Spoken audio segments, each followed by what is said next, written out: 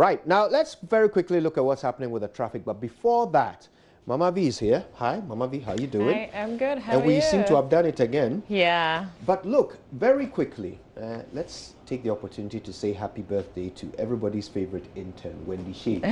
Poma, come. This is Poma. Poma is one of our interns here, and she's so hardworking. Come on. What's that? Is that for me? No, that should be mine. This is Poma. Poma Wendy Shea. It's her birthday. It was her birthday yesterday. Yeah. And how old are you?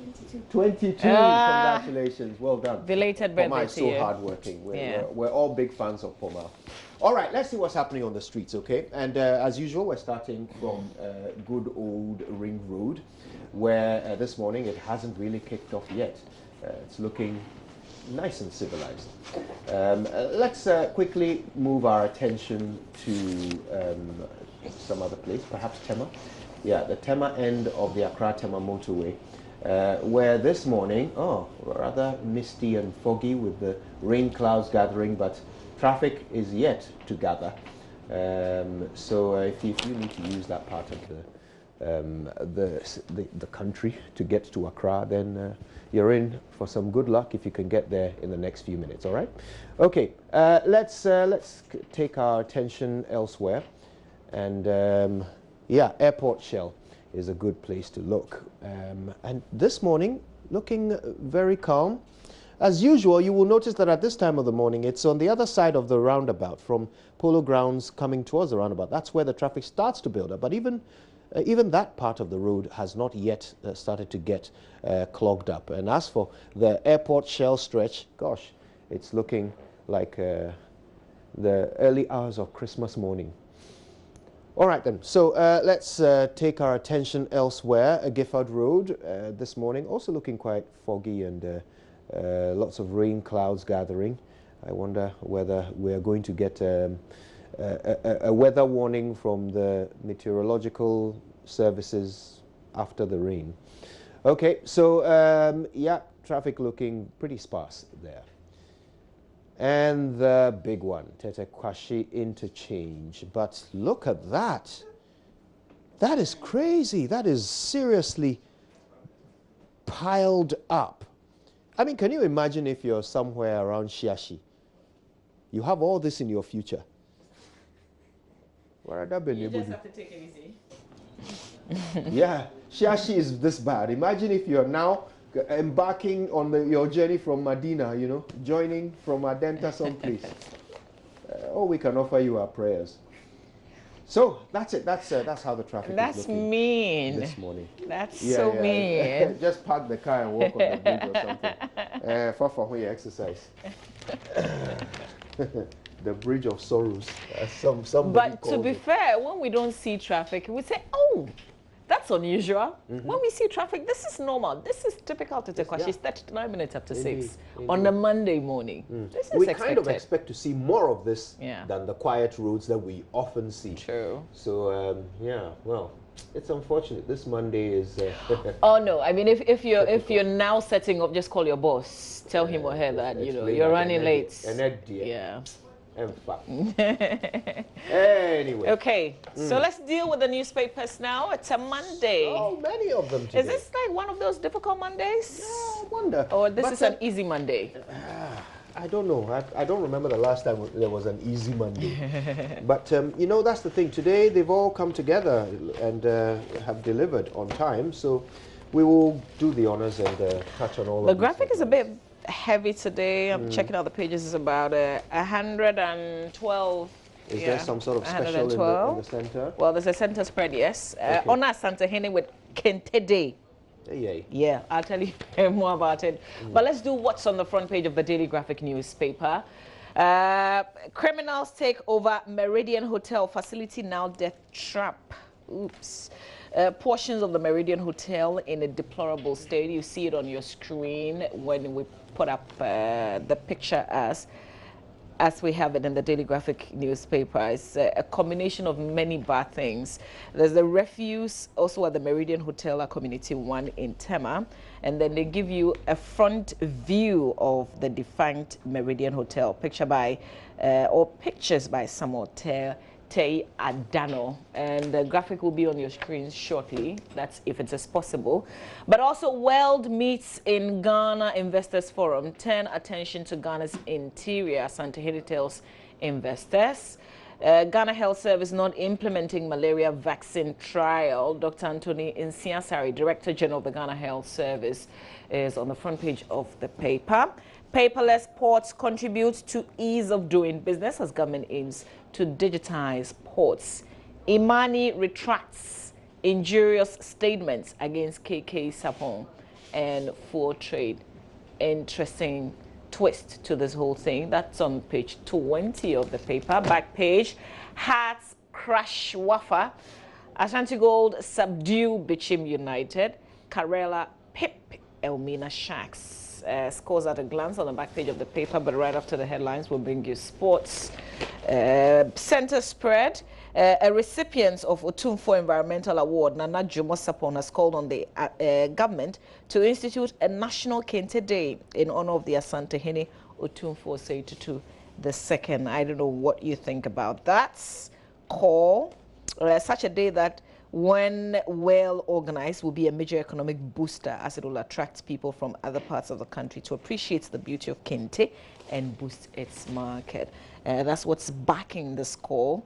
And in the center spread of the paper, it looks like almost like a Kente Day is here already, because you see very beautiful Kente in the center spread of the Daily Graphic News. Where is Bomire? Which region is it in?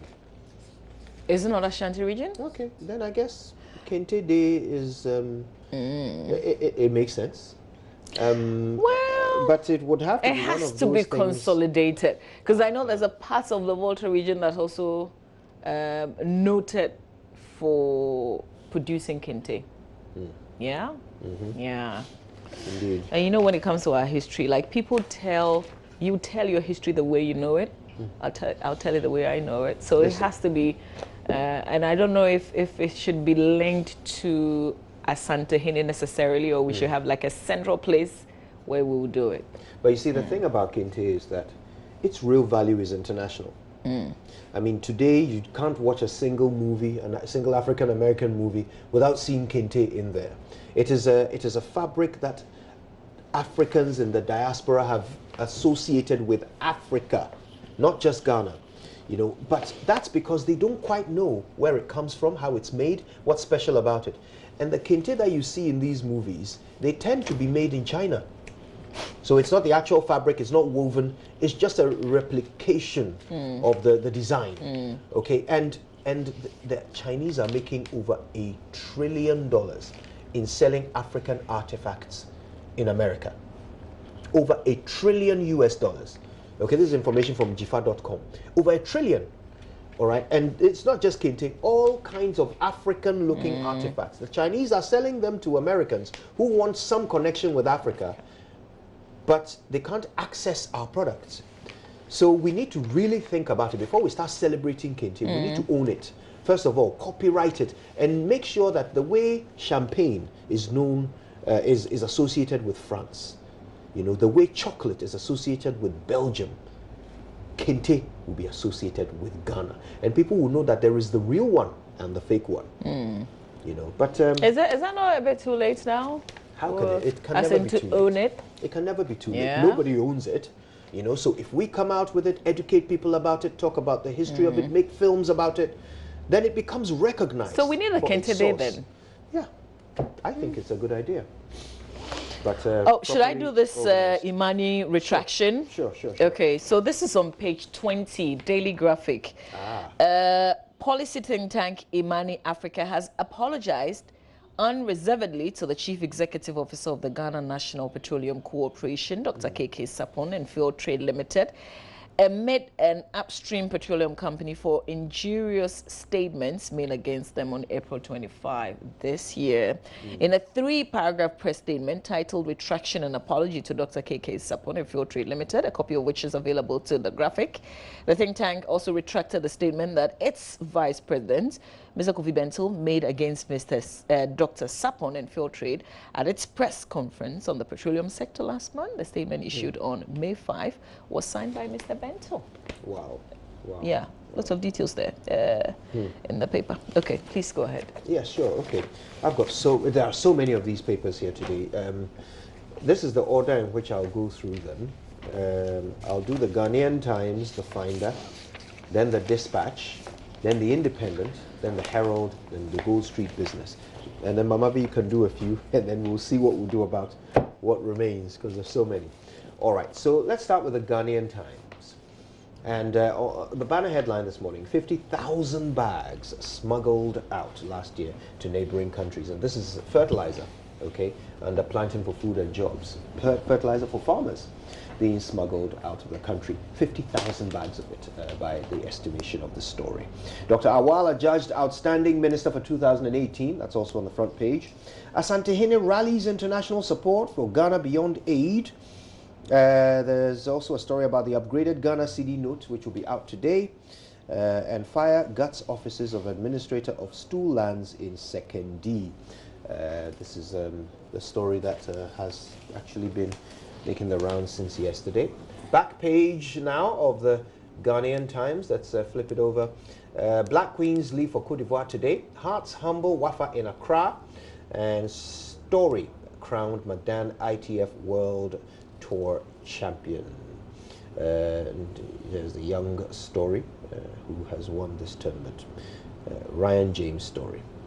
There we go. All right then. So the Finder newspaper next. Finder, yeah.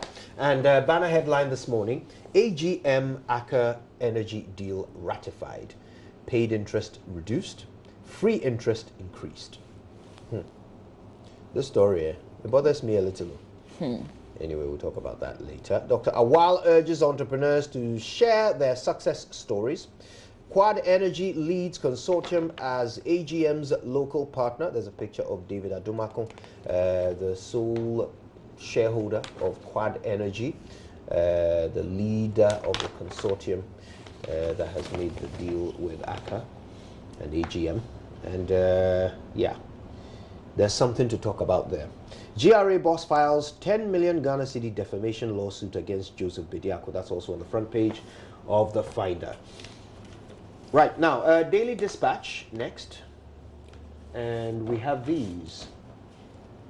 AGM petroleum deal reduces Ghana's stake from 43% to 18%. Minority wants president to cancel it. Housing conditions in Ashanti, Volta, Eastern and Brongahafo regions is also a story on the front page. Minority on how Ghana is likely to lose 10 billion US dollars. And IMF warns Ghana on the $2 billion US bauxite deal with China. Details on page 2. A warning from the IMF on this. Oh, they were here when this deal was struck. Why is this warning coming now? Or have new details emerged? Okay, so that's it for the Dispatch. The Independent, real quick. And today, it's not the Vice President's picture on the front page. It's a picture of Yofi Grant. And here's the headline. GIPC under pressure to justify $4.91 billion FDI claim as stakeholders call for probe. So they're claiming that there's been a foreign direct investment of $4.9 billion US dollars. That's interesting. And they're being asked to justify it. Momo merchants troubled over alarming number of fraud cases. That's also on the front page of the Independent. The Independent. The Independent. Right. It appears there's a different Independent there. Okay. NPLs about, that's non-performing loans, about 60,000 persons yet to pay back loan. AFB laments. All right. The Herald newspaper next. The Herald. And the banner headline, race for new Inspector General of Police heats up. And there are some pictures of the usual suspects, pun intended. And we have COP Mamitiwa Adodankwa as one of the possible IGPs. One of the possible names to be considered for IGP when David Asante Apietu bows out. COP Kenyabwa is here. COP Dr. George Ekufu Dampare. I'm not shy to say he is my favorite police officer. I'm not even embarrassed to say it. He's a great guy. COP James Opong Buenu, I hope. who is the current deputy IGP, is also in the running for the job. Deputy GCB Bank MD caught So with who do 3 they lobby? dates of birth. Well, if you want to be IGP, you lobby the president? the president, he's the appointing body, right? Yeah. So you would lobby the president or those who have the ear of the president, because he will, listen, he will consult with his people when he's making the decision. But we can also extend David Apietu's contracts. That is also That's possible. also an option, right? That's also possible. So he's actually here as well. He's one of the options.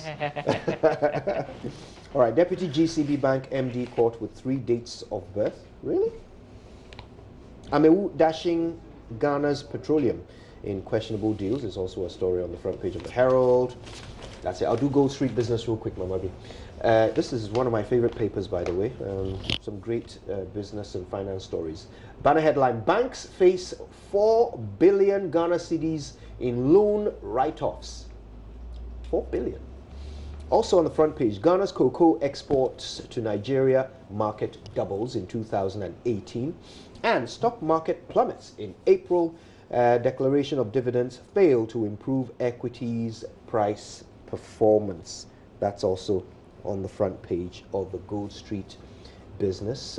Foreign investors are rushing for the exits, according to this story, and it's really not what you want to hear. Back page: Vodafone launches Magic Recharge promo, and Airtel Tigo to invest 1% of sales to boost education in Ashanti, Bono, and Ahafo regions. Wow, that's quite a pledge there. 1% of its sales. Fantastic. All right, Mamadi. So I'll do the Daily Statesman and then the Daily Guide newspaper real quick. Front page, the Daily Statesman newspaper. AGM, Akatel tumbles at first hurdle. Rumors about Ken land flats as Quad Energy owner Claire's finance minister. Ghana must kill political vigilantism, says Chairman Sabonso. And there's an interesting observation that Vicky Reko makes, and she writes sex aid adverts at Kotoka Airport with a question mark out of order. If you use the Kotoka International, if you used it recently, then you know the fact that there are some advertising were noted in our country. We do it, but of course you wouldn't expect that it will happen at the Kotoka International Airport, right? Where they're advertising that you can have all sexual issues fixed. So look out for it, and the description is where that the advertisement is too advertising. I don't know if it's billboards or whatever it is, but details of it is on page 5 in the Daily Statesman newspaper.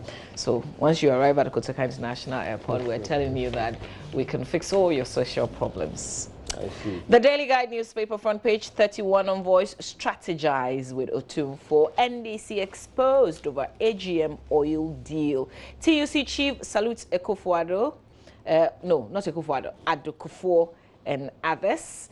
Dr. Anya picks lifetime award. Criticize EC or die. NDC to journalists. Criticize EC or die.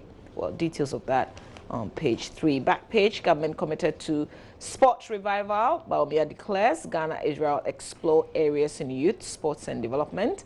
Hats Wallop Wafa, Ghana lady golfers make nation proud. And the News One pullout, center spread. I used to love Mikshi Shatawale saying that he had so much to say on Saturday on Joy FM. Nollywood threatens to ban Tonto Dike is also another story. Lucky Lawson to celebrate single moms, and many more in the Daily Guide newspaper. Well, we've got lots of newspapers today.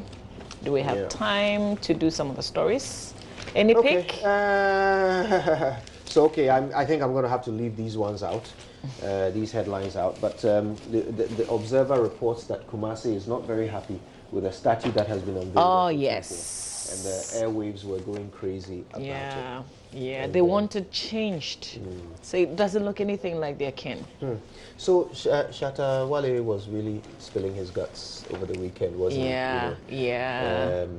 And I was discussing this with my friend just yesterday.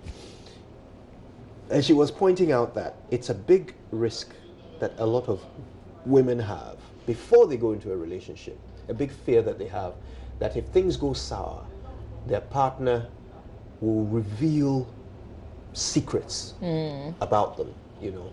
And it's a source of discomfort. It's one of the reasons why very often women are reluctant to go into relationships with some men. Yeah. But I think men also have that fear sometimes, depending on who you're dealing with. You guys do? Yes, yes. I mean, I value my privacy. Yeah. You know, and the last thing I would want is for personal information about myself to be put out there by somebody who I've split up with. Knew you. Indeed. Or who knows you. Knows me. Yeah.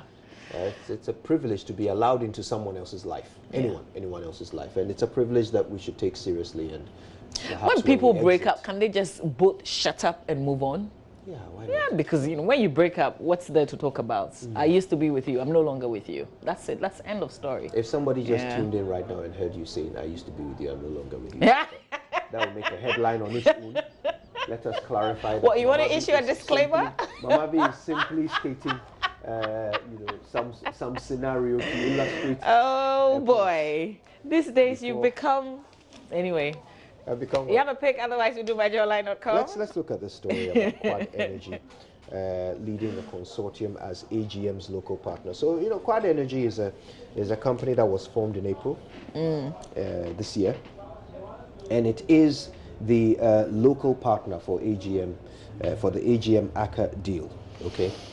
Now, the thing is, people were asking a few questions about this company. How can a company be formed in April and then all of a sudden it is part of one of the biggest oil deals you know Ghana has ever signed, Africa has ever seen?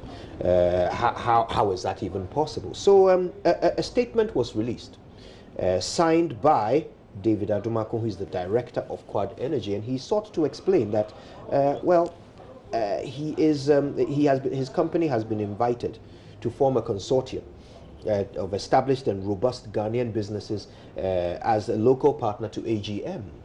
And Quad Energy, an indigenous Ghanaian company incorporated in April, he says that. And he also says that he, Mr. Adumako, is a 100% shareholder of Quad Energy.